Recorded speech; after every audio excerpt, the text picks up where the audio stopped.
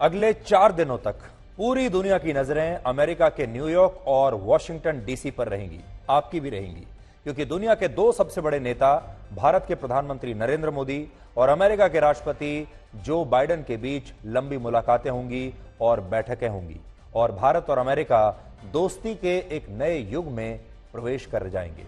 इसलिए आज हम सबसे पहले आपको सीधे न्यूयॉर्क लेकर चलेंगे और आपको बताएंगे कि वो अमेरिका जिसने 1999 में कारगिल युद्ध के दौरान भारत को जीपीएस डेटा देने से भी मना कर दिया था, वही देश आज 24 साल बाद भारत को जेट इंजन्स भी बेच रहा है और वो ड्रोन्स भी दे रहा है जो नेटो देशों के अलावा अमेरिका किसी और देश को कभी देता नहीं है। प्रधानमंत्री नरेंद्र मोदी आज सुबह करीब 7 बजे अमेरिका की अपनी पहली स्टेट विजिट के लिए रवाना हुए हैं और वो भारतीय समय अनुसार आज रात 10:25 पर यानी अब से बस कुछ समय के बाद अमेरिका के न्यूयॉर्क शहर में लैंड करेंगे और उनकी ये अमेरिका की पहली स्टेट विजिट योगा से शुरू होगी। 21 जून को अंतर्राष्ट्रीय योग दिवस के मौके पर न्यूयॉर्क में संयुक्त राष्ट्र के मुख्यालय में एक विशेष कार्यक्रम होगा जिसमें प्रधानमंत्री मोदी न सिर्फ शामिल होंगे बल्कि वो योग को भारत की सॉफ्ट पावर के रूप में भी दुनिया के सामने पेश करेंगे, यानी इस पूरे कार्यक्रम को लीड करेंगे। इसके बाद उनकी अलग अलग बड़ी कंपनियों के सीईओ से मुलाकात होगी जिनमें टेस्ला के सीईओ और ट्विटर के मालिक इलॉन मस्क के साथ भी नरेंद्र मोदी की मुलाकात होगी। आज अमेरिका रवाना होने से पहले प्रधानमंत्री मोदी ने अमेरिका के एक अखबार को इंटरव्यू दिया है जिसमें उन्होंने कहा कि भारत का समय आएगा नहीं बल्कि भारत का समय आ चुका है और आज भारत दुनिया में एक बड़ी भूमिका निभाने की योग्यता रखता है। और उन्होंने इस इंटरव्यू में यह भी कहा कि पिछले कुछ वर्षों में भारत और अमेरिका के बीच एक दूसरे के प्रति अभूतपूर्व विश्वास पैदा हुआ है। इसी इंटरव्यू के जरिए उन्होंने चीन को भी संदेश देने की कोशिश की और कहा कि भारत किसी भी विवाद के शांतिपूर्ण समाधान का पक्षधर है, लेकिन अपनी संप्रभुता और सम्मान की रक्षा के लिए पूरी तरह से तैयार भी है और समर्पित भी है। मेरी सहयोगी श्वेता सिंह इस समय न्यूयॉर्क से लाइव मेरे साथ जुड़ गई हैं। वो थोड़ी देर पहले ही न्यूयॉर्क पहुंची हैं और सीधे हम आपको न्यूयॉर्क लेकर चलते हैं। श्वेता, यहां भारत से मैं आपका स्वागत करता हूं न्यूयॉर्क शहर में और हमारे तमाम दर्शकों की तरफ से। आप जब लैंड की वहां पर तो अमेरिका कितना तैयार है प्रधानमंत्री मोदी का स्वागत करने के लिए?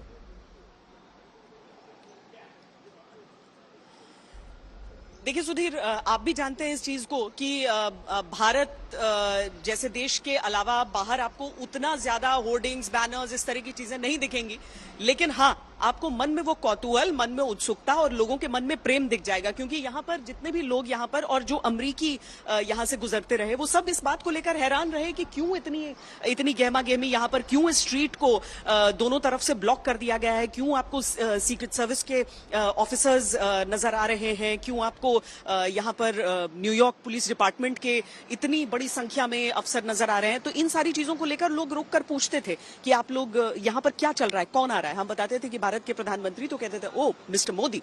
तो देखिए वो कौतूहल लोगों का है यहाँ पर। एक लड़की से मेरी बात हुई, उन्होंने कैमरे पर ही कहा कि वो लोकतंत्र के बहुत बड़े पैरोकार हैं और इसीलिए हम उम्मीद कर रहे हैं कि यहाँ पर कुछ अच्छा होगा। देखिए यहाँ पर जो भारतवंशी हैं भीतर जाने के लिए तैयार हो रहे हैं। सर, आप यहाँ पर पीएम को रिसीव करने आए? एब्सोल्युटली, हम वेट कर रहे हैं पीएम का। हमने तो संडे को यहाँ बड़ा प्रोग्राम किया था, संडे को फादर्स डे था श्वेता जी, फिर भी 200 लोग आ गए थे टू वेलकम नरेंद्र मोदी यहाँ पर। लेकिन अब बहुत कम लोगों को यहाँ मौका मिला है कि आप लोग जा पाए। बिल्कुल, देखिए जैसे एक देश एक परिवार होता है ना, और परिवार का जो मुख्य होता है वो मेन होता है। तो हमारा जो परिवार है, भारत परिवार, उसके मुखिया है मोदी जी। और इस समय ऐसा ही लग रहा है जैसे हम अपने घर के बड़े से मिलने आए हैं, तो छोटों को मिलना ही आना पड़ेगा।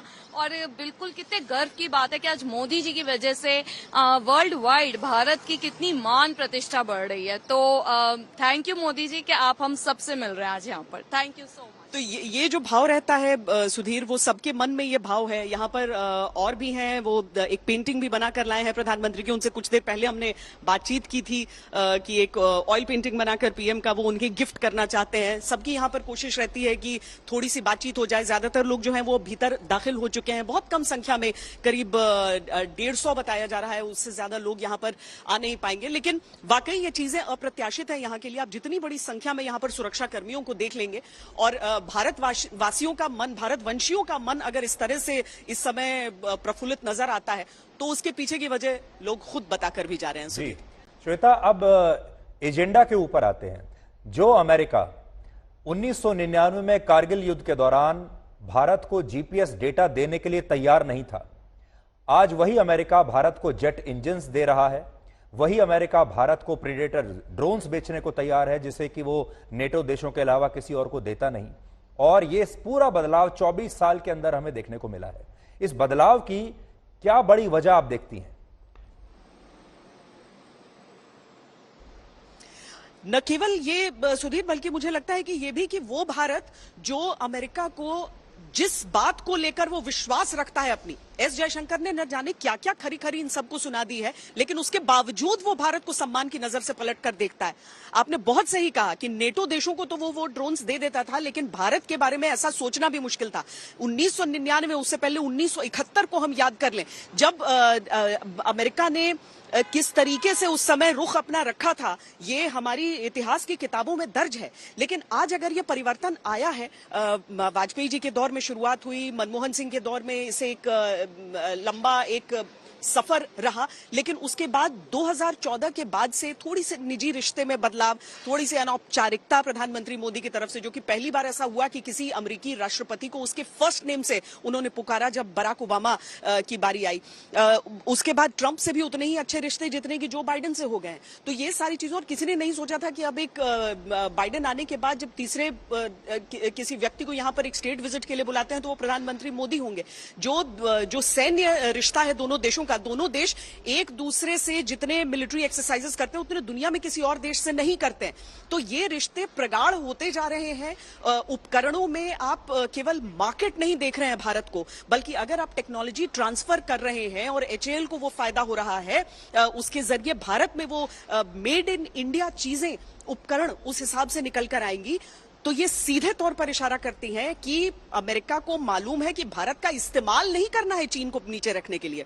वो जानता है कि भारत ही चीन की चुनौती को इस क्षेत्र में कम कर सकता है, और भारत जैसा देश अगर ज्यादा बढ़कर और एक अपनी भूमिका उस हिसाब से निभाएगा तो वो समूचे विश्व के लिए बेहतर रहेगा।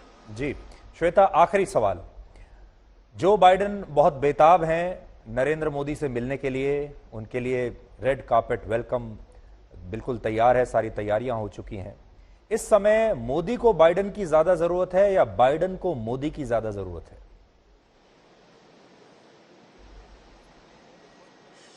मुझे लगता है कि ज्यादा अगर एक डिग्री के हिसाब से भी हम देख लें तो शायद जो बाइडेन को इस समय ज्यादा आवश्यकता होगी। भारत ने जिस तरीके से रूस यूक्रेन युद्ध के बाद रूस से तेल लेना छोड़ा नहीं, S-400 मिसाइल को लेकर उन्होंने अमेरिका की तरफ से जो नसीहत रहा उसे नहीं स्वीकारा। आज अगर दोनों देशों की बातचीत के बीच से ये निकल कर आने की कोशिश की जा रही है कि शायद डाइवर्जेंट जो व्यूज हैं उससे अलग कोई एक व्यू भारत अपना यहां पर रखेगा, अगर प्रधानमंत्री Narendra Modi not an era of war जैसी चीज कहते हैं और उसे पूरी दुनिया लपक लेती है इस हिसाब से कि रूस को थोड़ा नीचे दिखा दिया जाए, रूस को नीचे करने के लिए, चीन को नीचे करने के लिए, लोकतंत्र की बेहतरी के लिए, सब जानते हैं कि इस समय शायद अमेरिका को थोड़ी सी ज्यादा जरूरत भारत की है। जी Shweta, thank you so much आपके इस विश्लेषण के लिए, और हम अगले 4 दिन तक लगातार आपके साथ जुड़े रहेंगे, आपसे पल पल की जानकारी लेते रहेंगे। थैंक यू सो मच, बहुत बहुत धन्यवाद आपका।